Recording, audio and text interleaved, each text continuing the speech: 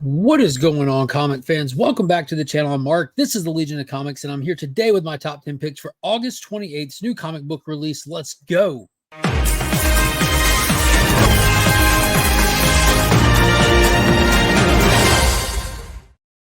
First and foremost, as always, huge shout out to Big Time Collectibles. They sponsor the channel and provide a lot of cool stuff for giveaways. Check them out in the link below. And if you need anything cleaned or pressed, homie Justin has got you covered. Link below, as well as ABX Comics and Games, where I'll be picking up all the books on this list. They have a fantastic Facebook group, also linked below. And lastly, I want to say a huge thank you to all the people that nominated the channel for the CBC Awards, the Comic Book Community Awards. If you don't know what those are, check them out on Instagram. You can follow Brian LCS here on YouTube or Instagram, who hosts the awards. Go to cbcawards.org and cast your vote for your favorite channels and discover some new channels and have some fun while doing it. Nominated in 5 different categories. Super grateful for everybody showing the channel some love. Appreciate you guys. So let's look at this top 10 list. Top 10 books coming out August 28th. This is a phenomenal week. Last week I felt was a big week. This week is even bigger, and we're getting to the, I believe this is the penultimate issue for Ron V's Detective Comics. This is issue number 1088. We know that Batman is back. He's assembling his team to try to go after the Orgum family, and we have none other than Mr. Freeze front and center here on the cover. We know that his freeze ray has been able to put the Asmir effect on hold. We also have Batman in like a rawest sense we've seen him at in a long time, a really unique creative suit design to him as well. So I'm excited to see what kind of hero villain dynamic that take over Gotham and reclaim it for the status quo. This has been a phenomenal run by Ron V. He didn't really write it in the modern traditional sense of like 5-6 issue story arcs. It's been an ongoing singular story since he took on this title. I'm going to be sad to see him go, but we've already got his name listed as some of the creators for DC's All In initiative that'll be starting up directly after Absolute Power. Big excited for that. Next up, we have our first Absolute Power tie-in for the week in Green Arrow issue number 12. We know that Ollie is off with Amanda Waller playing both sides of the fence, but we're focusing on the Arrow family in this one. They have taken it upon themselves to not listen to instructions and lay low to be a secret asset for the heroes if need be. They decide to go out themselves and try to find Dr. Tio Morrow and try to crack the case of what's going on with all of the Amazo robots and all this stuff. They got in over their heads right off the bat, and now I believe it was Bright that was sent to go retrieve Dr. Tio Morrow, because even though Amanda Waller wants all the heroes depowered and imprisoned, she wants all the villains there too. With all the villains there, she has access to the creative minds behind all the tech that's at her disposal. She wants everyone off the board. This has been a great run for Green Arrow. Joshua Williamson has been crushing it. Whether you care about the event or not, the story itself has been great. They brought in a lot of classic Green Arrow artists over the last handful of years, including Hester, who's done a great job as well. Very excited for this. I can't wait to see where it goes. I'm going to be sad to see Joshua Williamson leave this title when we get to All In, but I'm sure it'll be in good hands. That All In creative lineup is insane. Next up, we have none other than the Energon Universe flagship title, Void Rivals. This is issue number 12, the finale to our second story arc, where we see our 2 title characters having to go their separate ways. They've been tag teaming it up with Springer, the Transformer, and fighting against Proximus, as well as the army sent by their homeworlds. We're going to find out if the homeworlds are going to get the big reveal that they are, in fact, the same race and have been tricked into warring all these years. Are we going to dive into more to figure out that the energy source, their entire existence hinges on their creation by a transformer? I can't wait to see what we're going to do. The Quintessence is in here. We've got a Hot Rod that was teasing some stuff. I want to see where they're going with this, because they're doing a beautiful job of teasing us with Transformer tie-in stuff, and I'm waiting for a big epic reveal kind of finale to this. I really can't suggest this enough. It kind of stands on its own as a great sci-fi book with just like Transformer, tiny bit of stuff like dropped in there all throughout it, but it really just services the Void Rival story itself. It doesn't play to any other books you would have to go pick up, or you wouldn't be missing out on anything. It still is kind of undetermined really where this falls in like a very distinct timeline. So I'm definitely watching for clues and hints to kind of place it. I feel like it takes place well after Transformers, but you can't really tell if it's after or just far away. It still could be either or in my mind.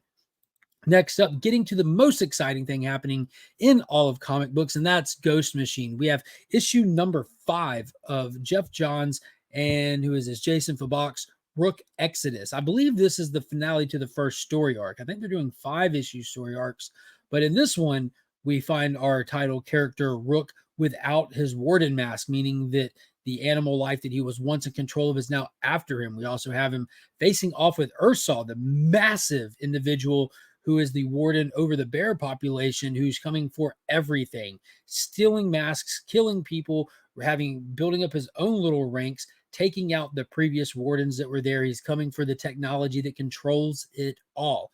There's 2 major places that we've been introduced to on Exodus, one of them being the terraforming engine, the other one being the I guess it's really like, I forget what it's called, but it's like the location that has the software that runs all of the warden masks. Without these masks, this planet gets exponentially more dangerous. So I'm excited to see what happens. We did see Direwolf really get into some action in the last issue and take out one of the bad guys with the warden mask, and that needed to happen, especially considering whose masks he was wearing. But I can't wait for this. The art is just spellbinding. It is so good. It just warps your mind how freaking awesome it is. I hope everyone is on top of Ghost Machine. You got time to catch up.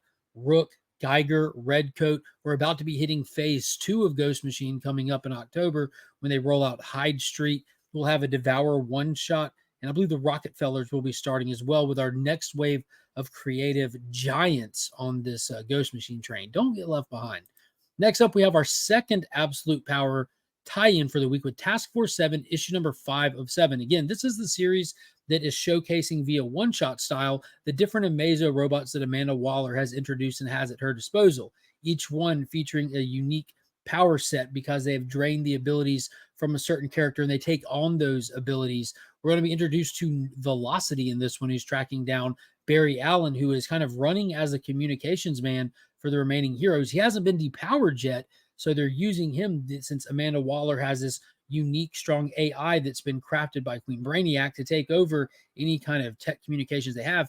Barry is just in 2 places at one time passing messages. It's really cool.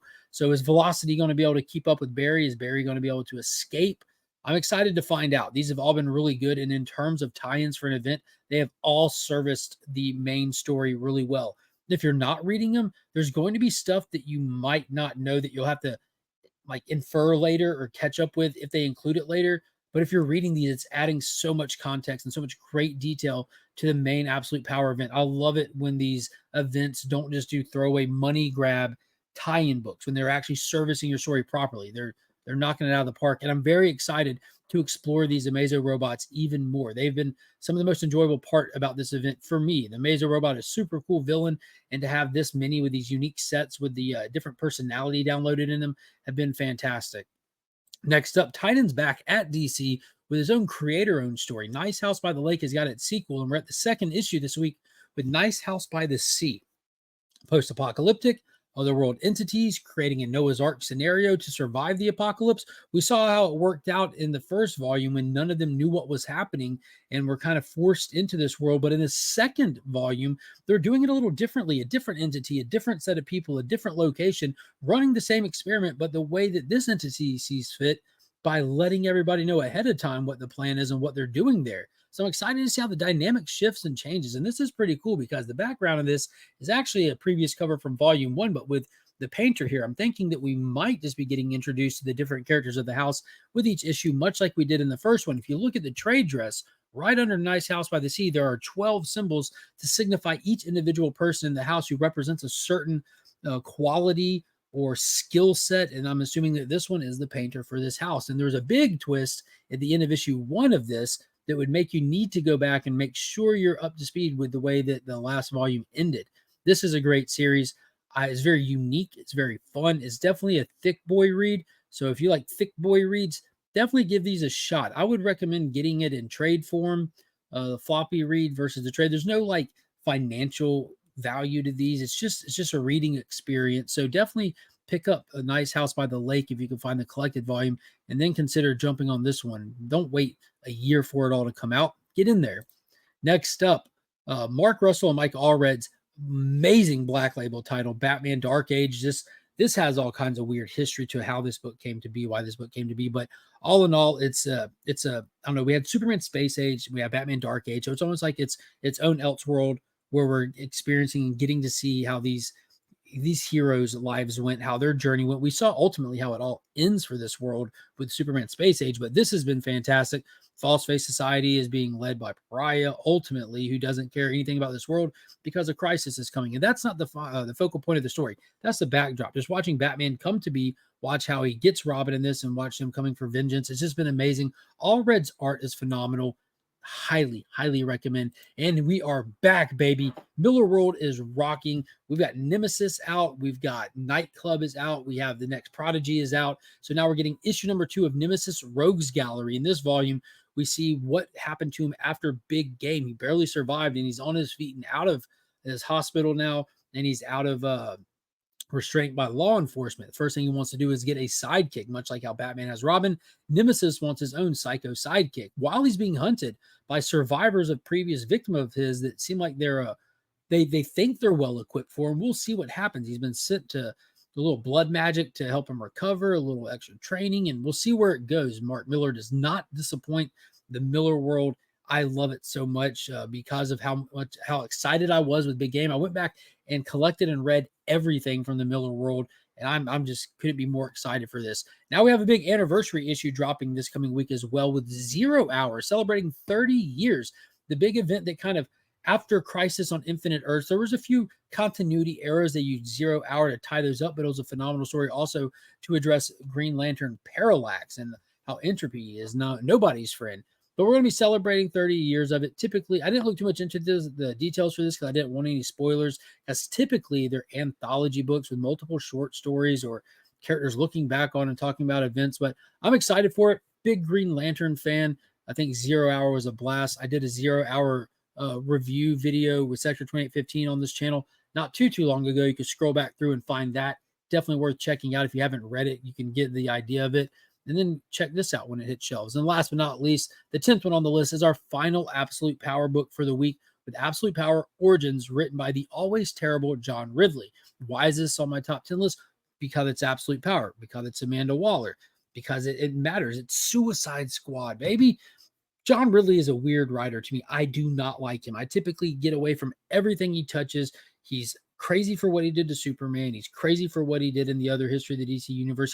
He doesn't understand these characters on any freaking level whatsoever. But I was thinking with Amanda Waller, she's such a different character. Maybe he can do a little bit better with it. We're dealing with villains with the Suicide Squad. That's actually how he pictures all the heroes. So he should be fine at that, right? More and all, I'm just curious to see how this is going to work with the event, how this is going to tie in. He's supposed to go through and show us in 3 short issues Amanda Waller's reason for doing what she's doing, to reiterate some of her backstory and also add to her lore. And I want that addition to her lore. I want that piece of knowledge. I want that story. I want to see, because it's canon, I want to see what they've done to elevate this character in any way. And so far with issue 1, they just show us what we know about Amanda Waller. They show us that she's unstoppable, that she's always one step ahead, that she's always playing chess while people are playing checkers. And we saw how she got her foot in the door and the whole political thing. So with this issue, we're going to see how she comes to form the Suicide Squad, which if you read DC Legends from the 1980s, you know that she just pretty much like strong arms her way via like walking into the Oval Office and telling the president, like, I want my team. I can handle this. I can do it. Let me take these nobody villains, blah, blah, blah. And they just kind of already knew of her reputation. So they're like, let her do it. Let her go do her thing. Keep her out of here. If she's not here, if we know what she's doing, we don't have to worry about her as much until she comes back here. So maybe they'll play into that a little bit. Just the squad members that are featured on the cover of this do not line up with her actual first appearance and roll out with the squad. So I know a lot of things have happened since then. You know, that was after Crisis, but that was before, I don't know, a Rebirth. That was before the Flashpoint. So I want to see the modern canon current hardline for the Suicide Squad. So hopefully he doesn't mess it up, because this is like easily in my top 3 favorite DC teams of any teams, really. DC, Marvel, Indie. I love the Suicide Squad. So hopefully he doesn't mess it up. I'm sure he will, but I'm still going to hope he doesn't. That's my top 10 for this week. Leave me a comment. Let me know which ones you're excited about. What's on your list? It doesn't have to be 10. What's your top few picks for this week? I don't think there's any Marvel this week, but as I always say, that's not my fault. Marvel will do better.